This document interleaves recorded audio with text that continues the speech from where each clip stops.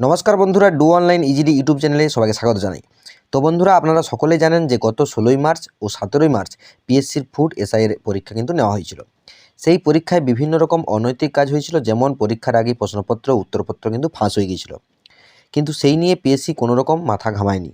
তাই আজ অর্থাৎ 19/3/2024 তারিখে পিএসসি অভিযান কিন্তু শুরু হয় এবং সেই অভিযানে কি ঘটনা ঘটলো এবং আপনারা পিএসসি অভিযান যাওয়ার সময় এবং পিএসসি অভিযান গিয়ে করে কী ঘটনা ঘটেছিল সেই তথ্যগুলি আপনাদের সামনে কিন্তু তুলে ধরছি।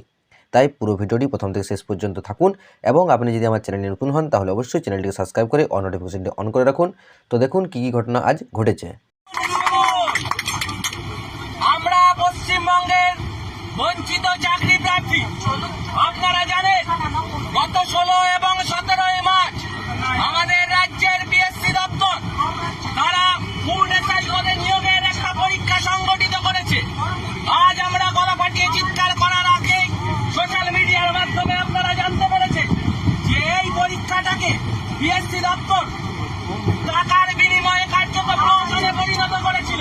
প্রশ্নপত্র স্কুলে পৌঁছানোর আগে প্রশ্নের উত্তর সহ দালালদের হাতে সেই প্রশ্নপত্র বেরিয়ে যায়। অনেক পরীক্ষার্থী তারা উত্তরপত্র সহ পরীক্ষা কেন্দ্রে ঢোকে এবং এই পরীক্ষা কেন্দ্রে গিয়েও আমরা দেখতে পারি যে পরীক্ষা কেন্দ্রে কোন রকম নিরাপত্তার ব্যবস্থা ছিল না, কোন রকম চেকিং ছিল না, কার্যত কোনো টোকাটুকি করে পরীক্ষা দেওয়ার ব্যবস্থা করে রেখেছিল এই পিএসসি টাকার বিনিময়ে।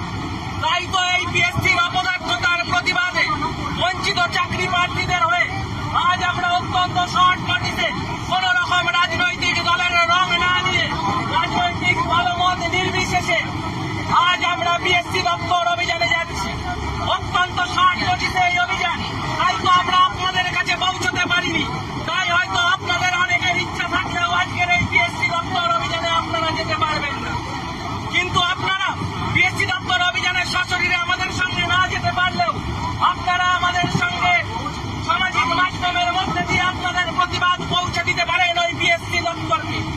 আজ এবং কাল মনোহার ইমেল এবং টুইটের মধ্যে দিয়ে আপনারা পিএসসি দপ্তরের যে উচ্চ পদস্থ কর্মীরা রয়েছে, দায়িত্বপ্রাপ্ত আধিকারিকরা রয়েছে, তাদেরকে প্রশ্ন করুন যে উলঙ্গ রাজা তোর কাপড় কোথায়, কেন ঘোড়া টোকাটুকি করে পরীক্ষা হলো, কেন আপনার বাড়ির সন্তানটা দিন রাত পরিশ্রম করে মাথার ঘাম পায়ে ফেলে পড়াশোনা করার পরেও পরীক্ষা কেন্দ্রে গিয়ে দেখতে হয় যে উত্তরপত্র নিয়ে একটা শ্রেণী বসে রয়েছে।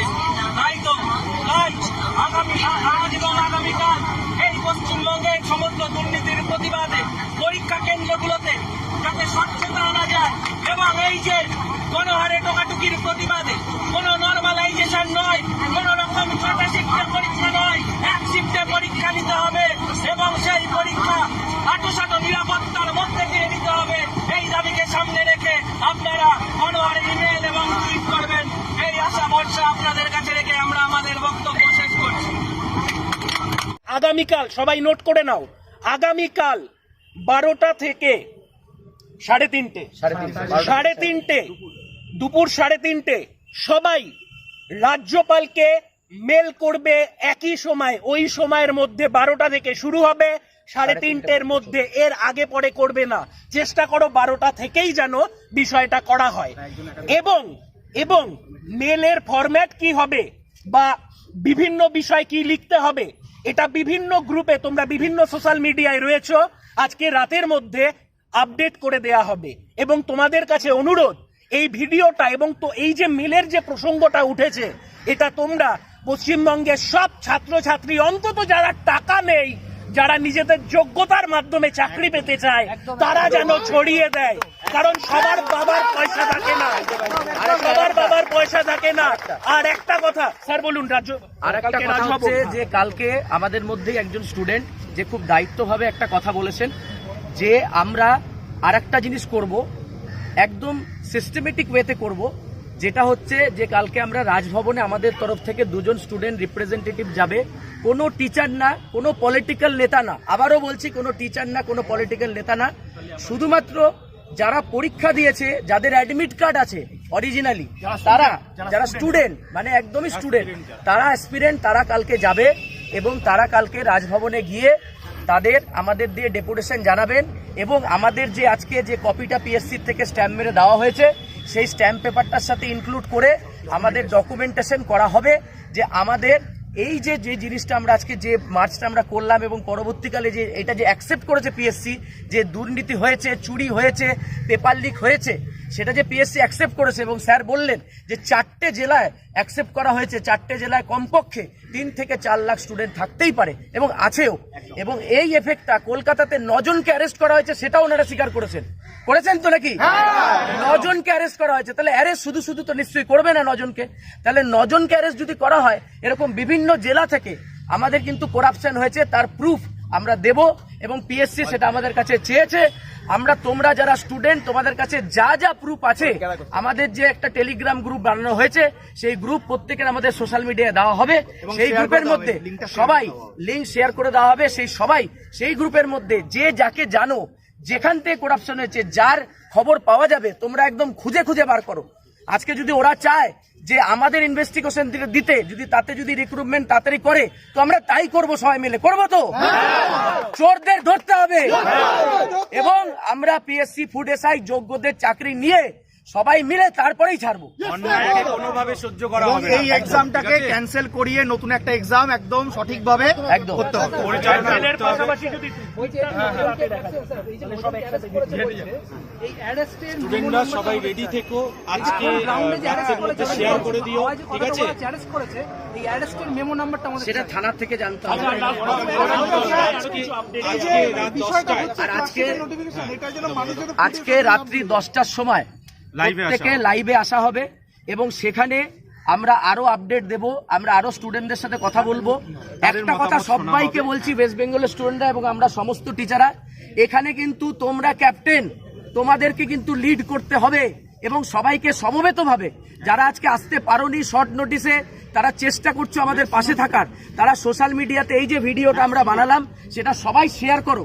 এবং তোমরা যারা যোগ্য প্রার্থী, স্যার যারা বললেন যাদের কাছে টাকা নেই, যারা মেধার দমে চাকরি পেতে চাও তারাই শেয়ার করো, যারা টাকার দমে চাকরি পেতে চাও তারা কিন্তু শেয়ার করো না, একদম করো না। 12টা থেকে 3:30-র মধ্যে এবং 12টা থেকে 3:30-র মধ্যে সবাই ডিলিজেন্টলি প্রত্যেকজন এই মেলটা কিন্তু অবশ্যই করো।